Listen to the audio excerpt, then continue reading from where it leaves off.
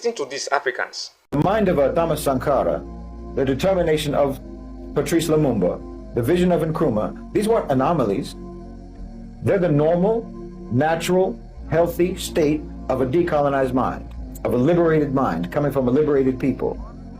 They're examples of what Africa would have been, should have been, and inshallah, bi'ithnillah, still will be. But the West systematically crushed the conditions necessary even for normalcy to flourish.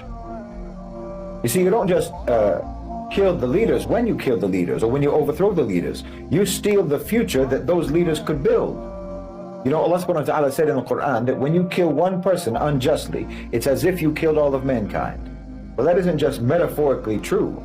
In the case of the leaders that the West has destroyed in Africa, they also destroyed millions of lives along with them. Millions of living and unborn lives have been destroyed in terms of their hopes, their opportunities, their rights, their freedom, their independence, their sovereignty. Well, you can trace the carnage going on right now in Congo today, all the way back to the assassination of Patrice Lumumba. They assassinate the idea. They assassinate the man who represents the idea, so that future generations will look back and go, well, you know, they tried and they failed, so we better not bother. It's psychological warfare across time.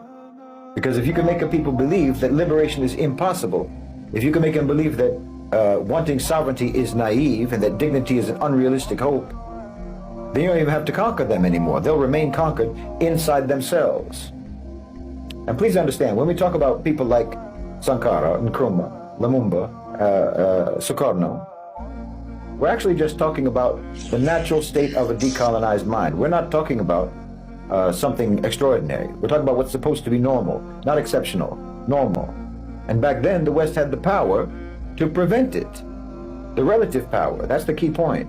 They had the relative power to prevent it. They had the relative power to steal Africa's future by prolonging its past, by force. But as I've talked about many times, the West's relative power is receding. That old wolf still has fangs, but the global South is raising some young lions of their own today. They're reviving the spirit of Lumumba and Sankara and Nkrumah. Your grip on Africa is being pried open. And yes, of course, I'm talking about Ibrahim Traore in Burkina Faso.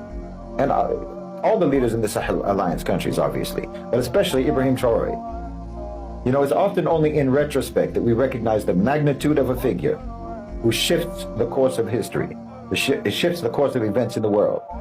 But if anyone's paying attention, you can all see that Ibrahim Traore is clearly one of the most consequential leaders, not just in Africa, not just in the Muslim world, but in the entire global South and in fact in the world. You know, I said on X the other day that Ibrahim Traore is the most important Muslim leader in the world today. More than Erdogan, more than NBS, more than anyone else. Because of what he represents.